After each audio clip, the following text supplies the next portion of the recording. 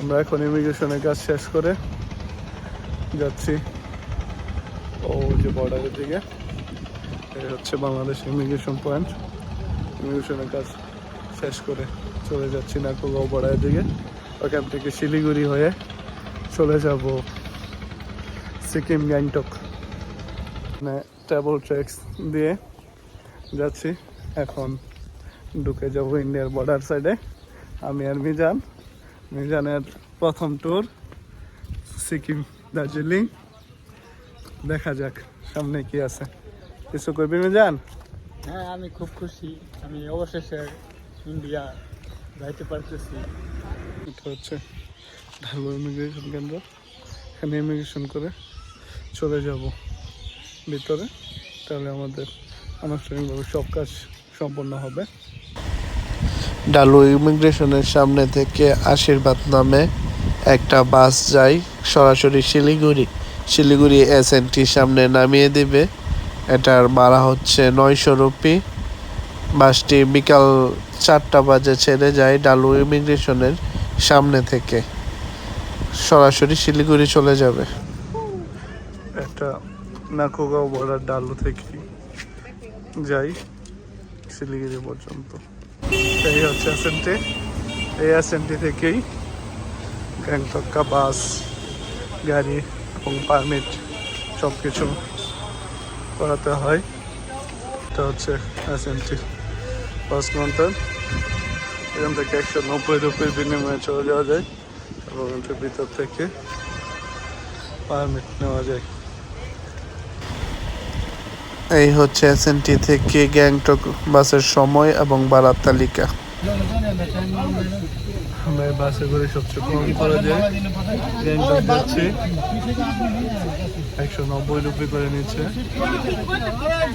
এটার জন্য। বাসের অবস্থা।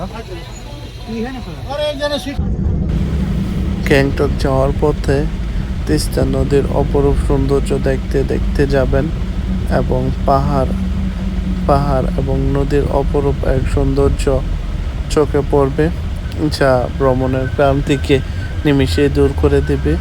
পাহাড়ের বুক চিরে বয়ে যাওয়া এই তিস্তা নদী অনেক সুন্দর লাগে।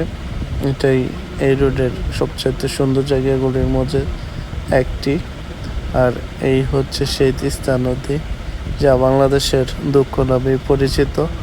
এই তিস্তা নদীর বাঁধের কারণেই বাংলাদেশের উত্তর অঞ্চল জলের মারাত্মকভাবে অভাব হয়, যার কারণে বাংলাদেশ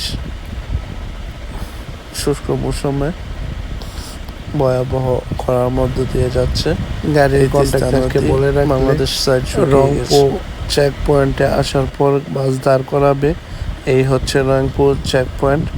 এখানে ঢোকার সময় পাসপোর্টে একটা সিল নিতে হয় এবং বের হয়ে যাওয়ার সময় এক্সিট সিল নিতে হয়।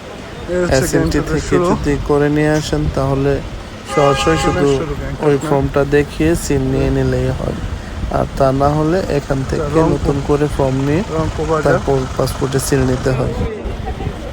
প্রায় 4 ঘন্টা পর আমাদের বাস এমজি মার্গের নিচে আমাদের নামিয়ে দেয়।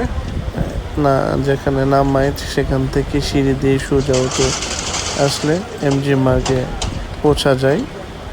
আমরা সরাসরি এমজি মার্গে চলে আসি এবং এই হচ্ছে এমজি মার্গ এবং আমাদের গ্যাংটক জার্নি শেষ হয় এখানে।